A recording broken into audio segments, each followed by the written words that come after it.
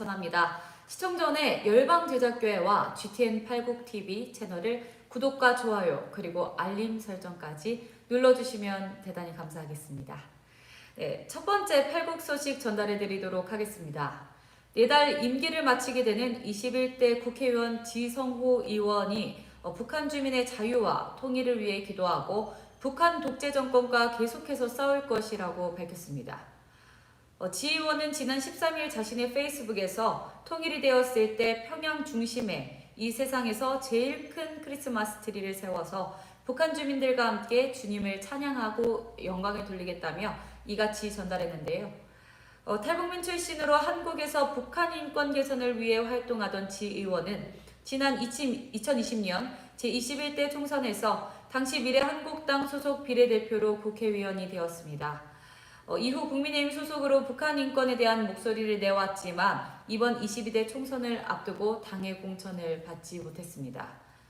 지 의원은 페이스북에서 21대 국회의원으로 당선되고 하나님의 부르심으로 국회 기도실에서 권사님들과 청년들 그리고 기독학교 학생들과 함께 매달 한 번씩 기도 모임을 한 지 벌써 2년째라며 어둠이 가득한 북한 땅에 주님께 눈물로 기도하며 북한 주민들의 인권과 자유를 위해 국내외를 가리지 않고 목소리를 높이겠다고 밝혔습니다.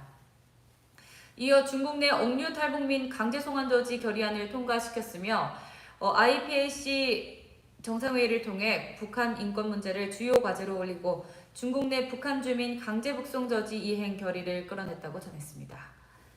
그러면서 하지만 지금도 북한에 억류되어 있는 우리 국민 6명을 포함해 중국 정부에 의해 북한으로 북송된 600여 명의 탈북민들과 북송 위기에 2천여 명의 탈북민이 있다고 전했습니다. 또한 2,500만 북한 주민들은 북한 독재 정권이 만들어 놓은 거대한 감옥 속에서 신음하고 있다고 전달했습니다.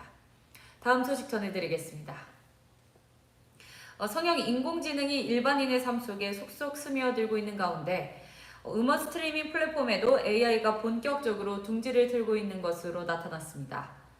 AI가 개별 이용자의 플레이리스트를 분석해 취향을 저격하는 곡을 알아서 골라주고 또 새로운 노래까지 소개시켜주는 등 음악 산업의 AI 전환이 가속화되고 있는 상태입니다.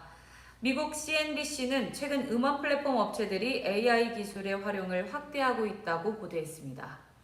이 매체는 특히 약 1억 곡의 음원 트랙과 글로벌 6억여 명의 구독자를 보유한 세계 최대 음원 스트리밍 플랫폼인 스포티파이가 지난 10여 년 동안 AI 분야, 특히 머신러닝에 적극적으로 투자해왔다고 전했습니다. 지난해 업계 최초로 론칭한 AI DJ, 이 같은 투자의 결실입니다. 이 서비스의 핵심은 AI가 라디오 DJ처럼 청취자가 계속해서 편안하게 음악을 들을 수 있도록 그동안의 청취 패턴을 분석한 뒤에 새롭게 좋아할 만한 곡을 들려주는 방식입니다.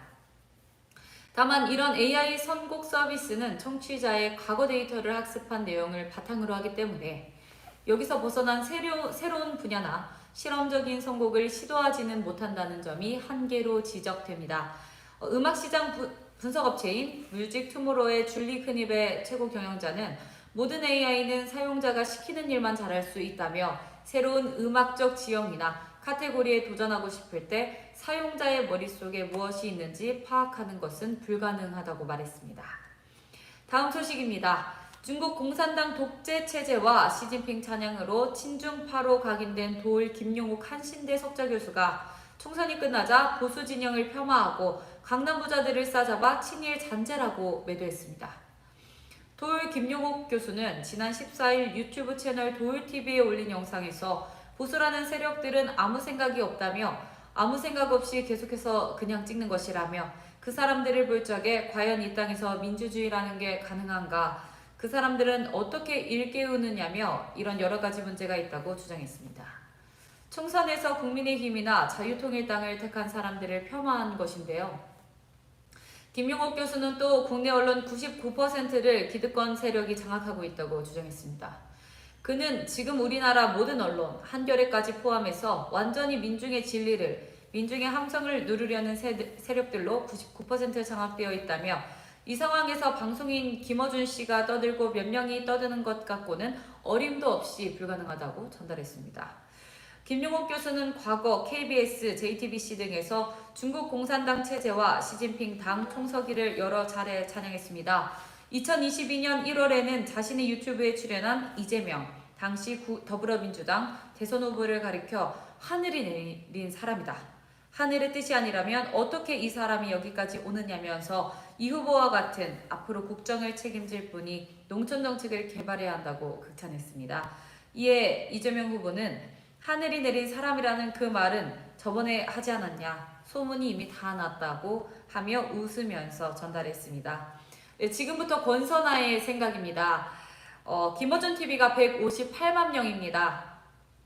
도울 TV가 27만 명이고요. 오마이 TV가 192만 명입니다. 이런 얼토당토 없는 메시지를 전달하는 채널의 구독자 수입니다. 우파 채널이 앞으로 더욱더 발전해야 되지 않을까 싶습니다. 올바른 보도도 중요하지만 구독자의, 청취자의 시선을, 안목을 사로잡을 수 있는 문화 콘텐츠도 같이 함께 녹여내면 더욱더 많은 시청자 수가, 구독자의 수가 올라가고 또 즐겁게 우리의 방송을 시청해 주시지 않을까 싶은 저의 생각입니다. 이상 80뉴스 권선아였습니다. 감사합니다.